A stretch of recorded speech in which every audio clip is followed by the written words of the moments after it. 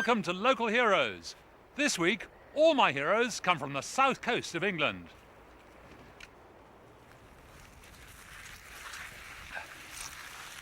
Over there is Southampton, and this is Southampton Water.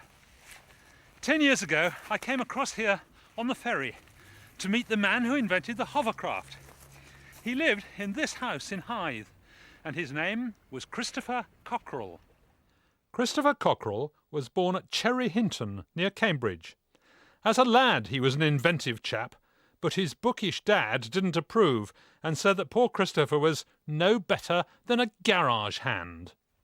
In 1950, he and his wife started a small boatyard on the Norfolk Broads. It wasn't a great success, and actually it didn't really give him a challenge. He was a born innovator, and he wanted to invent things.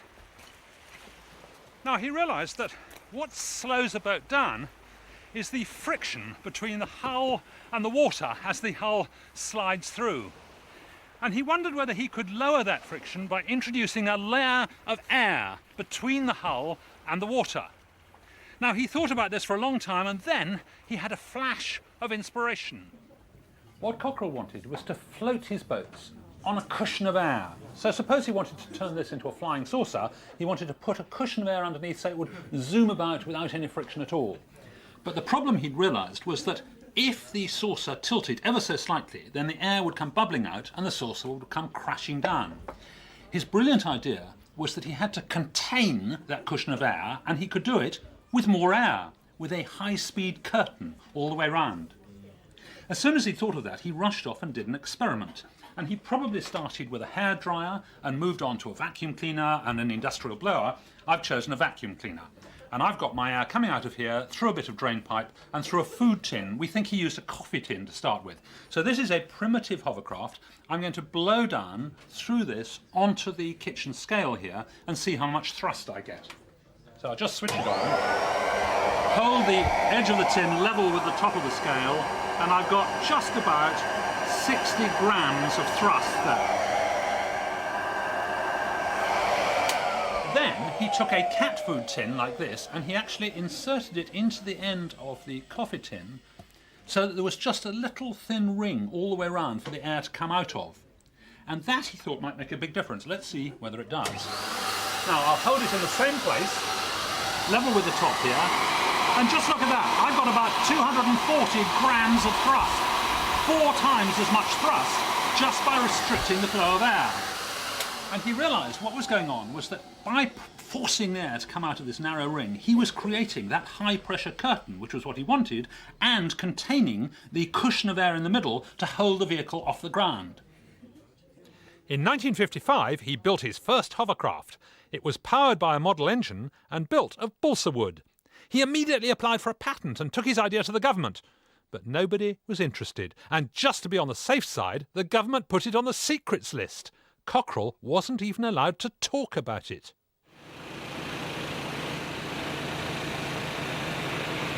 One of the problems about the hovercraft was it was such a new idea. People had looked at ducks and they made boats, they looked at birds and made planes, but as Cockerell himself pointed out, there ain't no hovercraft in nature. And nobody knew what to do with such a weird hybrid beast. Eventually, Cockerell managed to get hovercraft off the secrets list and to raise money to fund development. The first full-size hovercraft, the SRN-1, crossed the English Channel on the 25th of July 1959, 50 years to the day after the first crossing by an aircraft. However, Cockerell wasn't allowed to drive it because he wasn't a qualified pilot, so he went along as ballast. Cockerell never made very much money out of his invention, but the idea lives on. They've been up the Amazon and down the Orinoco, they've been patrol vessels on the sand and sea of the Middle East, they've been on the ice and snow of the Arctic, they've been across the Channel, and this one goes every 15 minutes from Portsmouth to the Isle of Wight.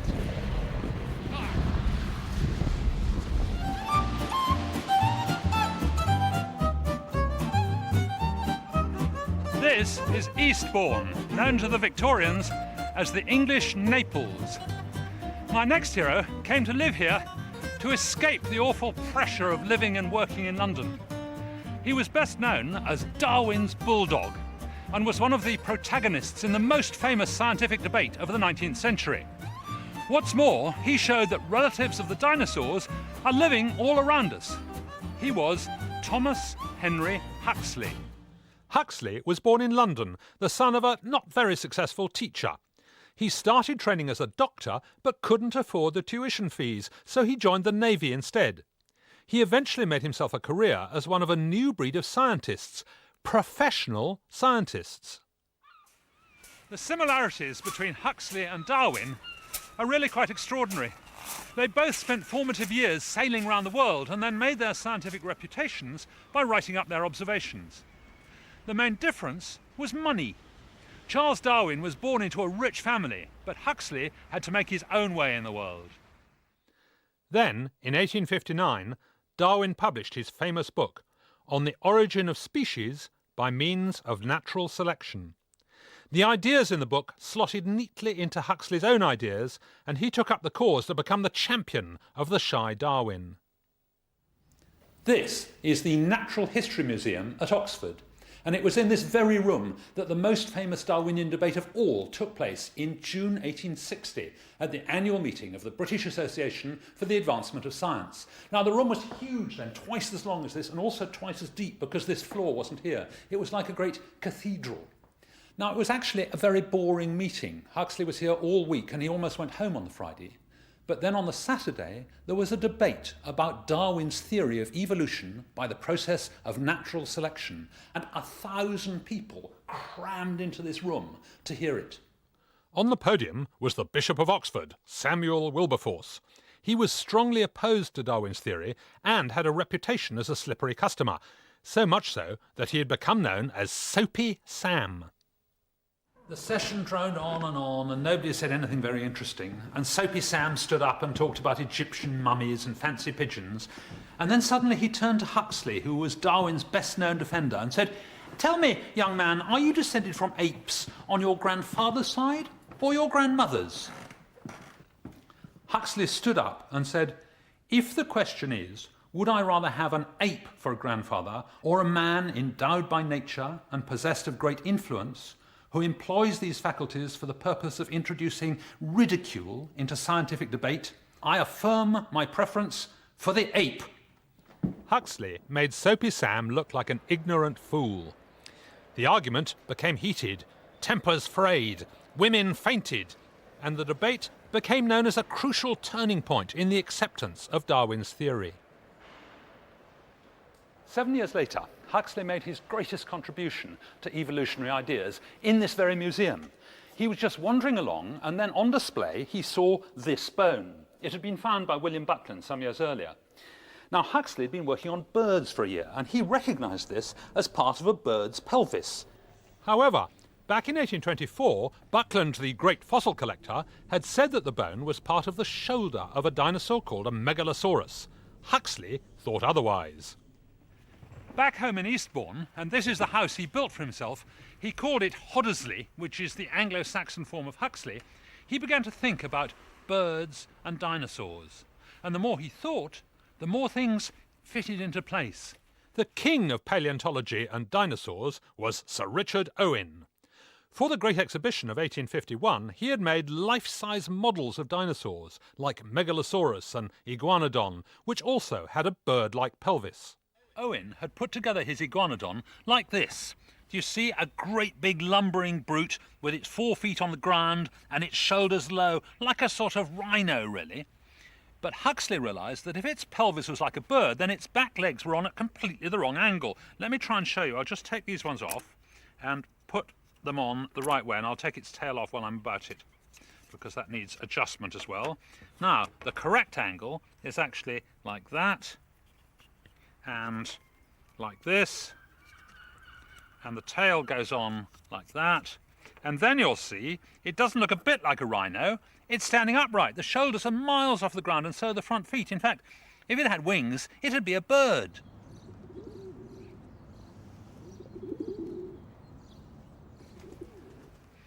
Huxley took his ideas even further by applying Darwin's theory.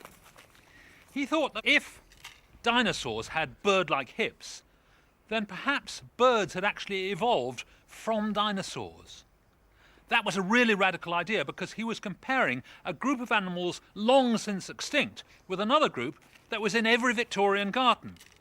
And that was an extremely uncomfortable thought, particularly for Owen. Owen and Huxley battled it out in the papers, the scientific journals, and even in public.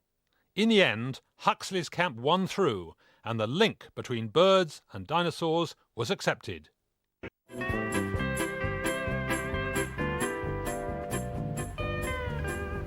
This is Portsmouth, the home of the British Navy.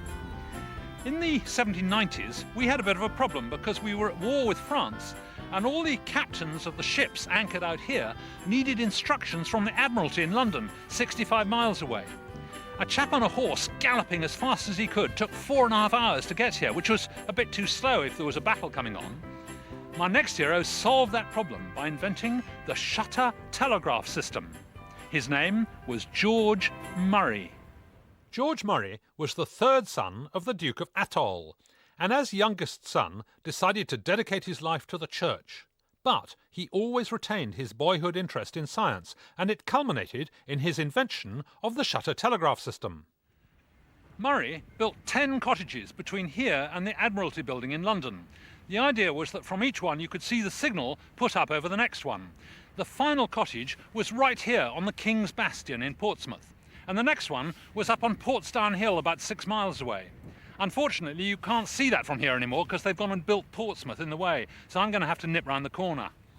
On the top of each cottage, he built a signalling system that consisted of 6 large shutters arranged in 2 columns. Inside the cottages, 2 men manned the ropes, and 2 used telescopes to keep an eye on the signals up and down the chain. Now I've come round the corner to where I can get a decent view of Portsdown Hill up there. And I've erected my shutter system right here. My shutters, you can see, are 3-foot square with a white circle in the middle of a black background, so that it'll be very obvious from up there. His panels were 6 feet square, absolutely enormous compared with mine, but still, this is a faithful model of his. Now, the idea is that to activate the panel, I simply pull the string and then you'll be able to see the signal. And when I want to let go, you'll see that this weight here makes it drop back to the horizontal position, and then it will disappear. So it's very simple, and because there are 6 of them, there are altogether 64 combinations, and he allotted letters to various combinations. So for example, if I just activate the bottom left one, that signifies the letter L for Lima. Whereas if I pull both the bottom left and the next one up on the left, that signifies the letter N for November. The code wasn't a secret. There were posters of it all over the place, even in the pubs. So anyone in sight of the signal stations could read all the messages, coming and going. Now, I've got my system set up. What I need to do is go up the hill and send some signals down, but the trouble is I can't operate both ends at once. So what I've done is to recruit the combined cadet force of Portsmouth Grammar School, and here they all are. Thanks very much for coming. Now, you know what to do, don't you? Yes? Can you try something out? Give me an A, the first letter of my name. 2, 3, 4, 5, 6. There we are, A. Fantastic. Right, they're all well primed. Chris, keep watching in the telescope, won't you? I'll be up there in a minute. George Murray wasn't the first person to invent a telegraph. In 1793, a Frenchman called Claude Chappé had come up with a system. It was rather complex and relied on a huge codebook of 9,999 different phrases. After just a month of use in France, a copy of this codebook found its way to Britain, and Murray got wind of the idea. He was inspired by Chappé's idea and built his own system, which was actually much simpler. And that was the one that the Admiralty put into use. Now, I hope they're still ready at the bottom. What I first need to do is to give them the ready-to-work signal, which means pulling all 6 ropes at the same time. And the idea is that they then send me the same signal back so that I know they've got it. And now I'll send them a message, and we'll start with the letter P.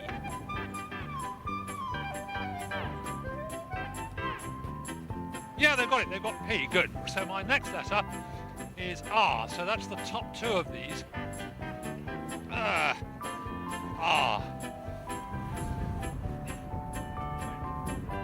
Great, they've got R, so now I want A. That's everything except the first one. They used to be able to send 6 letters a minute. That's 6 letters this way and confirmation. Amazing speed, and messages used to flash up and down from London to Portsmouth all the time. Every morning they would send a time signal just to get their watches synchronised, and they could send that all the way 65 miles in 45 seconds. Extraordinary. Okay, they've got that, so the next one I want to send is W. Now, let's see if they can get that. Yeah, they've got it. Now, the message I'm sending them is actually prawns. That was a secret message among the signallers. It was, the pubs are open, meet you down there, or whatever it was. But by mistake once it got sent back to London, and the Admiralty had a real panic. They thought the French were invading, and then somebody got severely reprimanded. Murray put most of his signal stations 8 miles apart, except for in London, where the smog forced him to build the first 3 stations within 6 miles. Anyway, he was awarded £2,000 for this brilliant invention, and it was put into use all over the country. They built lines all the way to Plymouth and to Yarmouth, but unfortunately he didn't live to see them completed, because on the 3rd of June 1803 he was waiting for his carriage outside the House of Lords when he caught a chill and died. And 13 years later, when the Napoleonic Wars were ended, the whole system was dismantled.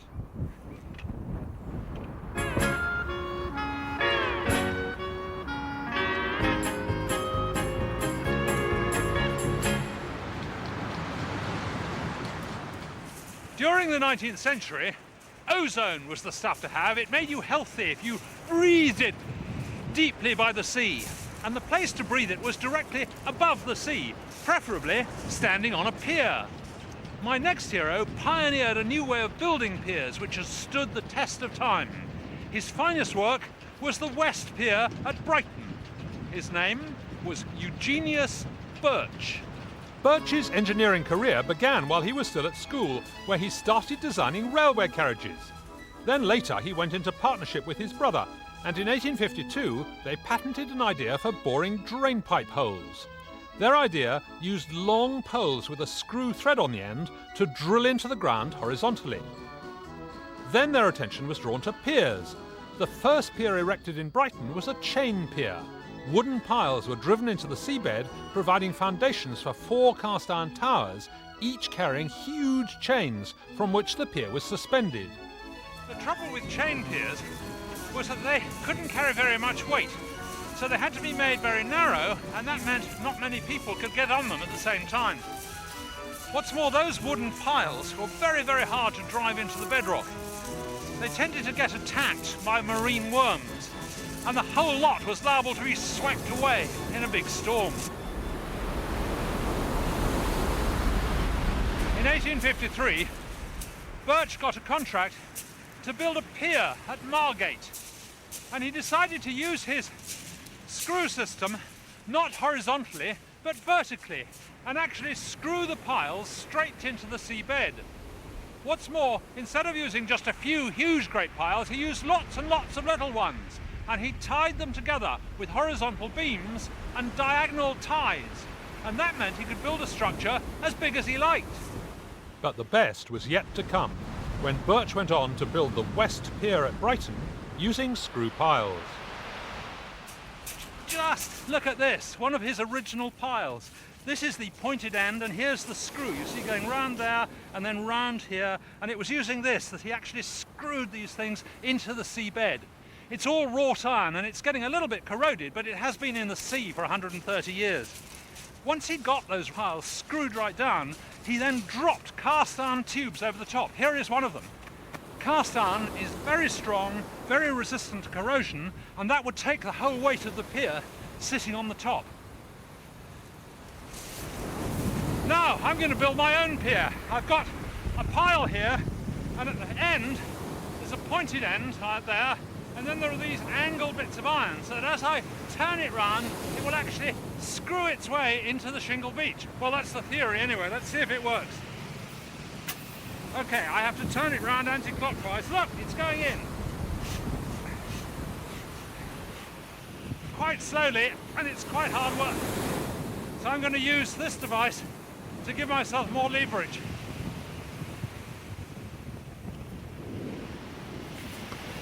Now all I need to do is to pull on these arms. There is a rumour that he used child labour to turn his screws, but it seems unlikely to me because it's very hard work. Finally, on Saturday the 6th of October 1866, after 2.5 years of screw piling, the pier was opened. It was 1,115 feet long and 140 feet wide at the pier head. Initially, it was completely open to the elements, except for 6 little ornamental houses.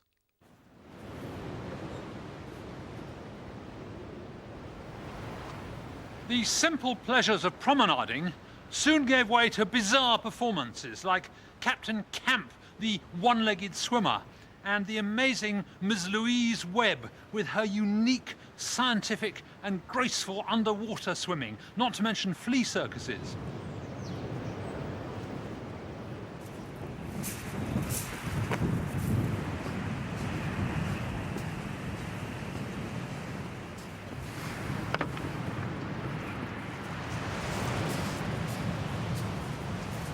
By the time he died in 1884, his pier was fantastically popular. But unfortunately, 2 world wars have taken their toll of the structure, and the whole idea has gone out of fashion, really. I rather hope it'll come back. And to that end, I built my own pier using his Screwpile method. And I'd like to drink a toast to the genius of Eugenius Birch. Cheers! Ah, delicious.